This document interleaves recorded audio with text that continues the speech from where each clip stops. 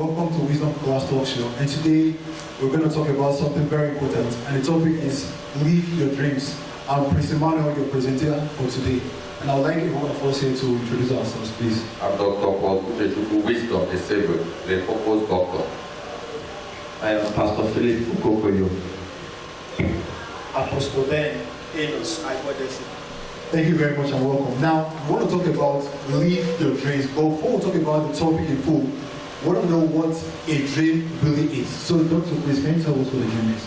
A dream is an idea that someone has about his future given to him by God. Okay, what about Dr. Pastor Philip? I run with the doctor's definition. Okay, thank you. Well, let me just contribute something to what the purpose doctor has said.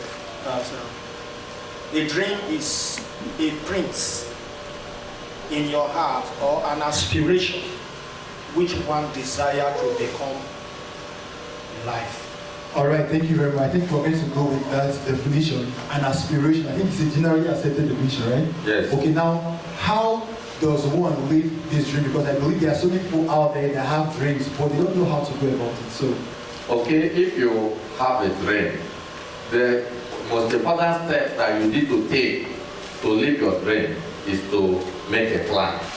okay, great. A plan is when you are thinking on paper, according to Samuel Adeyemi. It means that you sit down, you count the cost. The Bible said a man cannot build without counting the cost. So you make a very good plan, putting every tiny detail into perspective.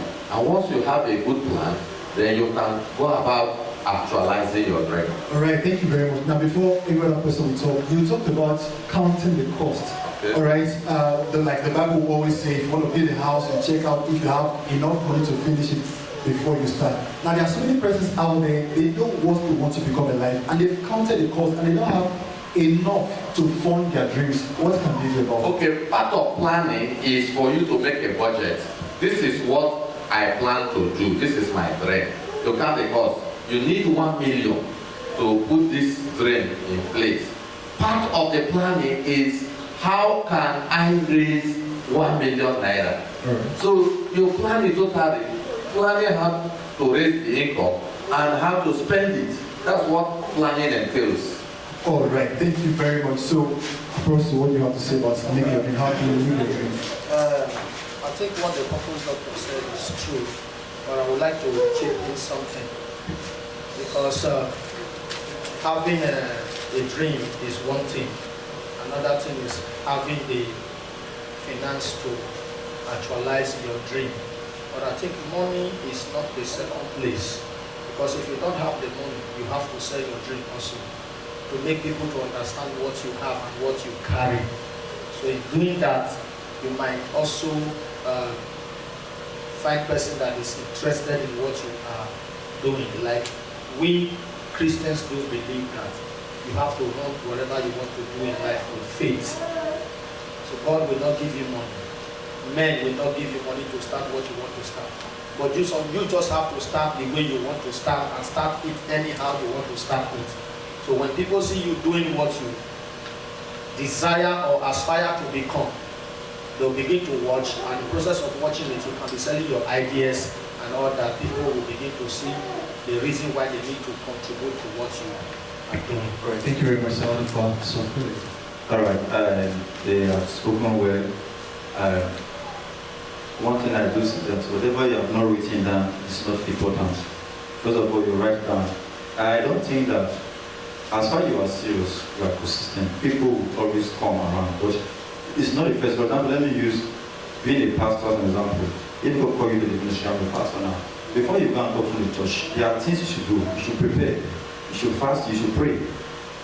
Now, after prayer, fasting, and it's okay, then you go and start the ministry. That does not mean that every year will be filled with people when you come. You may be there alone. And as you begin to do what you are doing, not giving up, you press on. Maybe God will bring back person to you, so okay, I want to worship with you. You press on, you keep on praying. Before you look, every will be filled with people, you will have people working with you. So it's a matter of being consistent. Never give up. Never give up. Press on. No matter what you are saying, as long as you have this dream of becoming so, you have to press on, you have to be consistent. People will always come around. Hallelujah. Yes, I like what you said. I just want to expand on it. When you talk about writing down, making plan and writing down. Remember in Habakkuk chapter 2, verse 2, the Bible said, if you have a dream, you write it down, so you run with it, whoever that readeth it. The problem many people have, the challenge many people have, why they are not able to pursue their dream is because they have not written anything down. It's not written. And personally, I think that if you say you have a vision and it is not written, you don't have a vision. Every vision must be written. It will help you to pursue it. So once it is written, you have prayed like Pastor Philip has said, the most important aspect of living your dream is believing in your dream. And what does that mean? Believe it is possible. You can never live a dream that you don't believe it. If you don't believe it, you don't have it. But if you believe it, you can have it. So number one is you must have a vision. Many people don't know what vision is. But in the book of Genesis, God asked Abraham, look to the north, look to the south, look to the east, look to the west. Whatever you can see, you can have. So once you have a vision, believe in the power of your vision. The most important thing for you to live a dream or pursue any dream is you have a vision. Once you have a vision, believe it is possible, you will bring that vision to life. Praise Master Jesus. Hallelujah. I think I have something to say regarding to these dream issues. Now, we are not talking to Christians alone. We are talking to the public. Now, bringing the issue of prayer in. What about those who don't believe in prayer? So I think I will concur to the statement of the Purpose Doctor who said that you should believe in your dream. Sure. Okay. Believe in your dream. Believing your dream is what will drive you.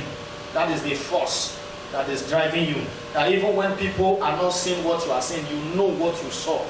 And you are trying your possible best to bring that thing to manifest so that you can be able to buy the mind of the people into what you believe. All right. I thank you very much, Apostle. But I think everybody prays. Not everybody. Everybody prays. It depends on who you are praying to. Everybody prays. You know that we Christian, our prayer is very special. The Muslim they pray. So for me, everybody prays. Hallelujah. My opinion in that aspect is that in as much as we know that we are talking to non-Christians, we need to let them know the truth. We need to let them know. To me, you can't fulfill any dream that you are not praying about. One reason why people fail is they don't pray and they don't depend on God. So these are the aspects of living your dream. But that apart, another important aspect, if you must live your dream, is that you don't give excuse. No excuses. You must be ready. You must be prepared. Don't be in the habit of giving excuses. And most importantly, take a step every day. Every day of your life, make sure that will fulfill your dream. You must be doing something about that dream on a daily basis. All right, thank you very much. I think we got value from there. We talked about writing down your dream. We talked about being consistent. We talked about being consistent as you're working on it day in and day out. Develop this self-discipline that every minute of the day, everything I do is to make my dream a reality. And if you can do all this all the time, you will say that in no distant time, that thing you always want to be, you're going to be it. And another thing is this: associate yourself with people that are in line with what you want to become. You can't say you want to be a medical doctor and then you're associated with people that are in the arts. Let's say those that want to become lawyers. No, your dream or whatever you want to become, they don't align, they don't tally together. You get that, right? So you have to work with these people. You have to have a mentor, and there are so many other principles. I don't know if we still have other one to add to it. No, only that we need to expand some of those things. Like having a mentor is very, very important. Okay. You don't just mention it. Somebody out there listening to you does not know why you need to have a mentor. A mentor is a guide. A mentor is someone that has done the thing before and is going to show you the way, is going to guide you. Many people are not succeeding today because they don't have mentors. Nobody who has followed the route to really guide them. And one importance of having a mentor is that what on your own you will have done for 10 years, with a mentor, you can accomplish it in 2 years. Thank you very much. I think we got that. You want to say something? All right. Thank you very much for your time. And I believe you were blessed.